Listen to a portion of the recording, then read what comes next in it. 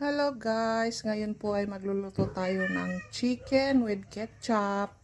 Pero before that, ipiprito muna natin yung chicken para mas masarap siya. Prito po muna natin guys para manuot yung lasa. Kasi nilagyan ko ito ng lemon para matanggal yung lansa ng chicken.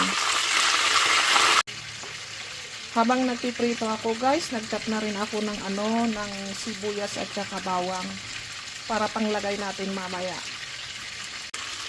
Tama na ito guys, hindi natin iprito maigi. Ganito lang siya. Iahon na natin.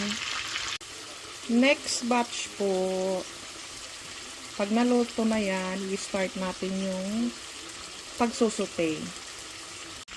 Ayan guys, tapos na po. Ilalagay na po natin yung sibuyas at saka bawang po.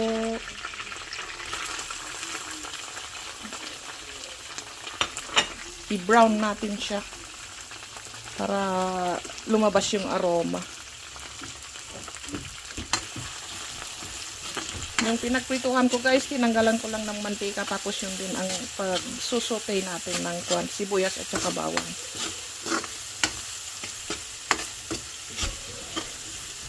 Antayin natin maging brown guys. Ayan na po. Pwede na po natin ilagay yung chicken. Yun. Tapos isunod natin yung ketchup niya. At saka yung yung ketchup yun at saka sugar guys. Yun ang pangluluto natin.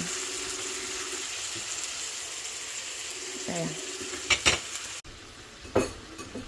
Lagay na po natin yung ketchup at saka yung sugar guys. Ito po siya nilagyan ko po ng konting tubig para pang dissolve. Ayun. Tapos guys, antayin natin hanggang sa lumapot. Pag lumapot yan, okay na. Pero lagyan natin ng konting pampalasa.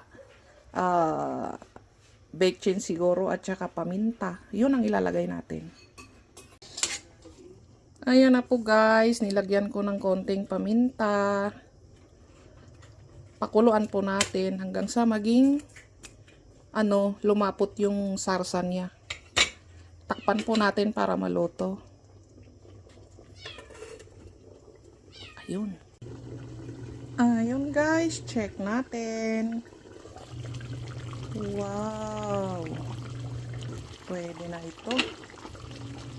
Lumapot na siya.